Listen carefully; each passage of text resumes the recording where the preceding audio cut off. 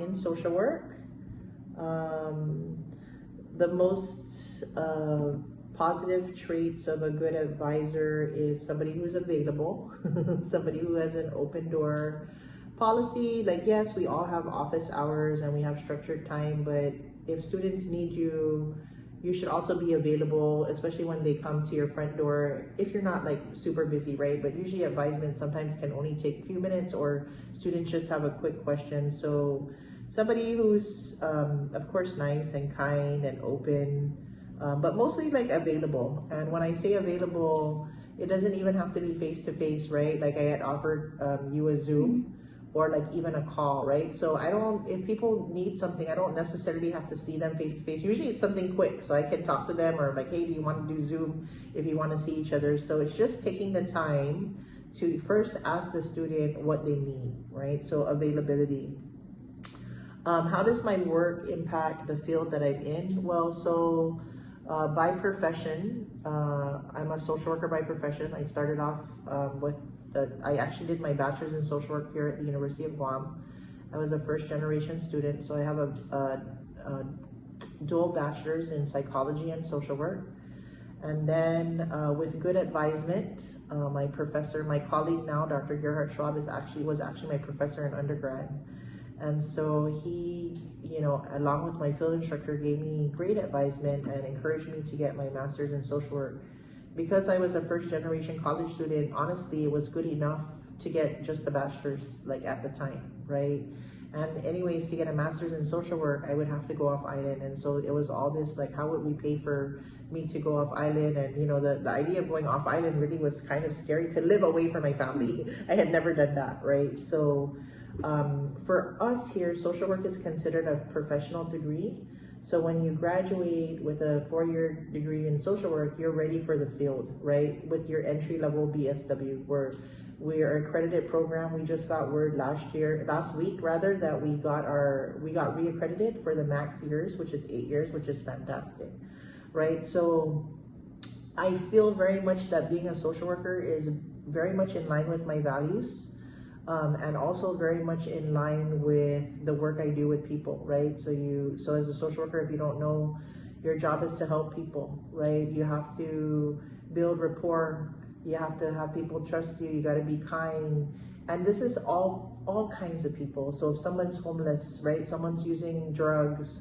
So it's not just people that you choose, right? It's anybody that, even if they're stinky, right? Even if, like, it's a funny example, but I used to work, my first job was working with GDOE, and that's after my, you know, I did bachelor's and master's. I didn't have any work experience.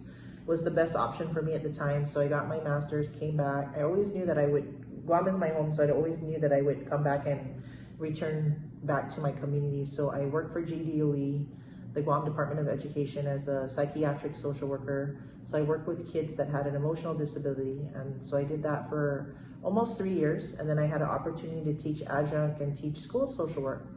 And then I kind of liked it, and then I ended up being on a contract at EOG for 5 years to teach. However, I only had a master's, and to be a tenured professor, you have to have a PhD.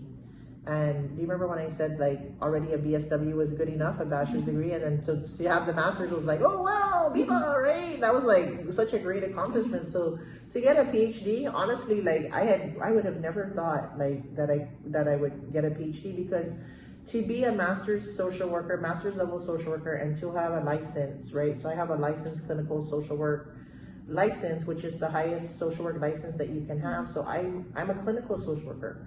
So I also do part-time therapy, right? I have a tiny office and I see a few clients every week.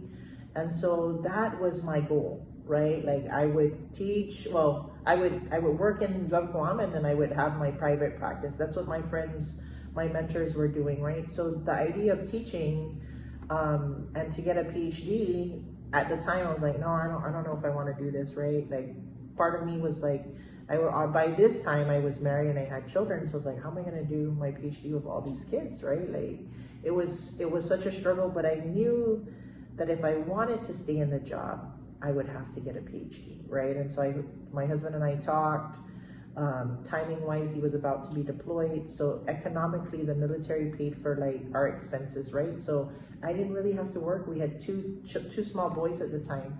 So I didn't really have to work, you know, because the military paid for like our mortgage, which was our biggest expense. So he says, you know, Trish, I know you've been thinking about it. If you want to do it, this would be the time. And I said, yeah, but he's gone for a year and a half. I said, I cannot finish a PhD in a year and a half, right? It will take 4 to 5 years for me to finish. And he knows how I am. I'm very, like, once I start something, I'm very determined. I need to finish, right? I said, I cannot just start. And then when you come back, you think we're gonna, you know, like, it's gonna still be demanding. Like, I need your support. Like, we need to decide if we're gonna do this together, really, right? And he says, okay, do it. And I said, okay, you know, 100% on board, right? So it was very challenging. So I did kind of private practice in the meantime to generate some income and then still maintain my licensure and my clinical skills. Did the PhD, but maybe like 2 years before I was done with the PhD, I had to work. I had to have a full-time job, right? Because then by this time we had child number 3 and then child number 4 was on the way. And so I got a job at the Department of Veterans Affairs, right? So it was a federal job, the community-based outpatient clinic, which is now right outside Naval Hospital. I really loved that job, right? I loved it for many reasons. I was hired to be like a team leader and a social worker, but we had like a regular social worker, but we had a mental health, we had a psychiatrist, and so I would help her because I had my license, right? So I would do some therapy with some people, and then we had a lot of veterans that were in the hospital, and so I would do discharge planning. That was probably my most favorite because I never went to school to do like medical social work, right? And that's the beauty of social work, honestly, is it's so versatile. Like you learn these set of skills, right?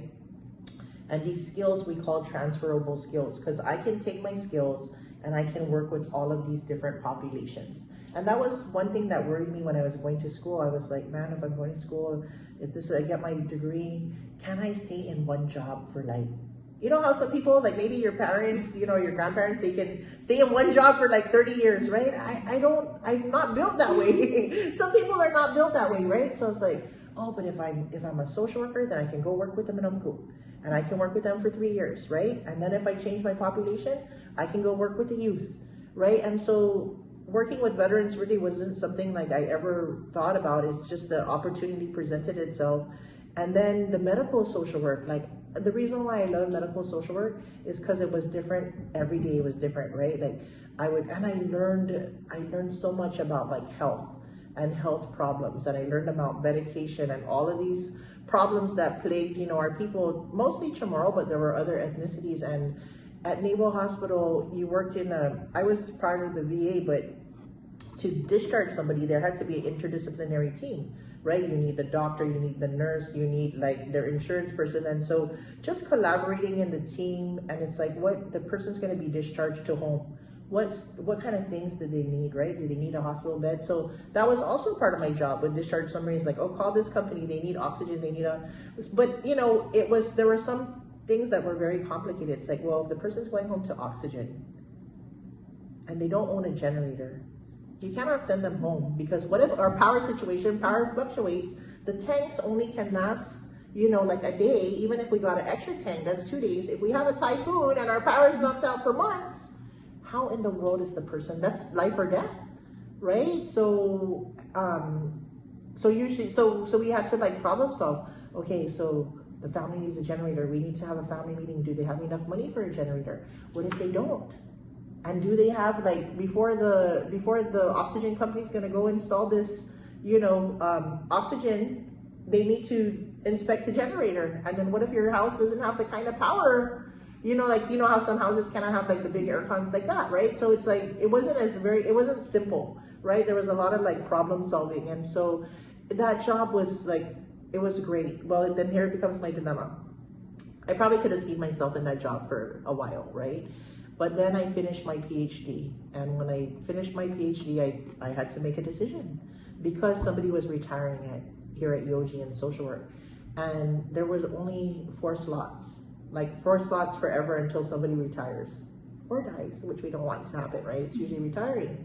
So they call it like 4 lines, right? And you can never add a 5th line because it's always based on your population of how many students you have. So one person was retiring, and I really considered not applying because I really liked my federal job, the population with the veterans, you know, all my learning. And then of course that's a federal job that paid more money than, you know, UOG would. But the bottom line, the reason why I had to remember why I first got my PhD, because my family was growing, and working in an educational system allows me the flexibility to raise my family and to have the times off with my family, right? Like Christmas break, you know, summers, right? That was primarily why I decided to get a PhD, because my husband, he's a counselor at GCC. So he's a 9-month employee also. We're both 9-month employees, right? We have to choose to spread our paychecks out to 12 months, but we're both 9 months employees. So, you know, I was like, wow, when I was starting to date him and he was a counselor at a school, I was like, wow, you're off all of Christmas break? You're off the whole summer and you still get paid? Like, oh my gosh, right? Like, I need that kind of job. But this is why I wish the public school systems have counselors. They have some social workers, but it's not like every school has a social worker. It's like these 3 social workers, you get the southern region, right? So it's not like one. So that's, for me, that's what we need. In Hawaii, they do that.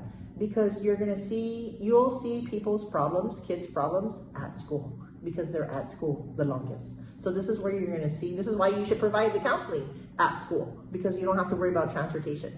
You don't have to worry, and if they're absent, usually they live in the area, you do a home visit, right? You can check them in their house. So, you know, but that's for another day. So I absolutely feel that my work impacts the field, because we produce social workers, right? And these social workers go out into the community and they fill the need. So you had asked me earlier, like, I'm in charge of the internships. So I have 5 students that are placed at Child Protective Service, right? That's where they want to be. It's under public health. And I mean, for me, it's a very hard placement, right? You see the newspaper, you see like how many people are testing positive because of ICE, and, you know, moms are testing positive. That's an automatic, we have to take your baby and put them in a safe space until you decide if you want to get clean and you want your baby back or your family back, right? So CPS's, I just want to reiterate, CPS's job is to reunite families, right? That is, their job is not to take away kids. However, if there's placements that are not safe, if the family's not safe or cannot keep the child safe, then of course they got to take away the kid temporarily until the family, but they put in these supports to help the family do what they need to do. But ultimately, it's going to be the family's decision to if they want to do all this work, right? And then if not, then the kids are placed up for foster placement or permanently adopted, right? And that happens often. It really does happen often. So I absolutely feel that our work here, we prepare social workers. I think we prepare them well, right? Just like I said, we just got our 8-year accreditation.